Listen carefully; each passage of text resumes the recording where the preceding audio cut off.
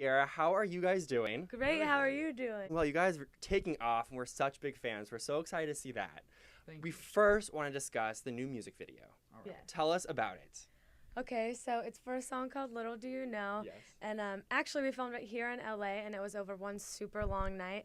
Our call time was 3 p.m. and we finished filming around 7 or 8 in the morning. Yeah. There's actually the scene where he's like supposed to be asleep in the video. He's actually asleep. We filmed that at like 3 or 4 in the morning and they're like, okay, Alex, now is when, you pretend to be asleep. And it went long enough for, he was out in like a minute. Yeah. I was watching the video, and I'm like, wow, he's like a really good fake sleeper. And it turns Yeah. out last week, right, the 7th. Yes. What has it been like? Absolutely. So obviously since XFactor, we just discussed what you're doing. We know how much your life has changed. What's been the biggest difference with the life since after winning season 3 of XFactor? Oh man, the biggest one, I can't really think of I guess when we go to the grocery store in pajamas, we'll get pictures taken, and that used to not happen.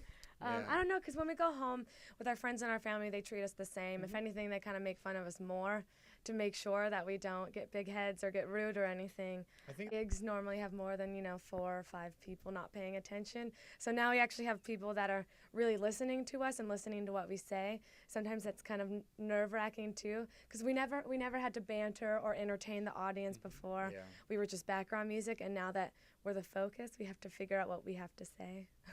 Train and Colby Calais, right? Yeah. What was that like? it was Insane. awesome. It's Favorite part of touring, that part? Oh man, know. Traveling and just you really feel like you're a family. You're living with the same people for a really long time. You're seeing the country together. You're playing music together. It's all your passions.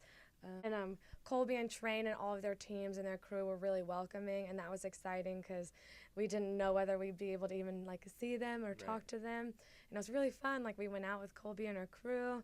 They were all really nice, and it made us really excited. And we hope one day if we headline, we can do that for the opener as well. Well, we had some people asking on Twitter. We tweeted out, you said you saw any questions for Alex and Sia. We're interviewing them. They wanted to know if you're going to go on a solo tour anytime soon.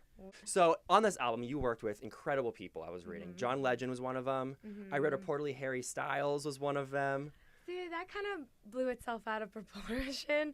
Him and John Legend wrote a song, and I guess I didn't really know that this happens all the time before we got in the music industry. People write songs and they pitch it to a bunch of different people, and just because you hear it doesn't mean you're going to put it on your album. And so we mentioned once on a little Ustream, I was like, oh yeah, we're going to try a Harry and John Legend song, and it turned into It's on every website. Yeah, but we did work with John Legend in person, and that was amazing. We wrote with him the night before he played the Grammys, and that was really cool, too, because we didn't know he was playing on the Grammys or just didn't connect it. And he was like, yeah, I'm kind of nervous for my gig tomorrow. And we're thinking, oh, we're writing with him. He can get us backstage passes to his concert. I want to see his concert. course.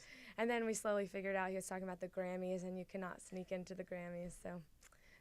And I also read you worked with Jason Mraz. He Instagrammed us yesterday a picture that we took when we were down at his house, and we didn't ask him to, and he promoted our album. He made us smoothies, and we stayed in the room with his 2 newborn kittens.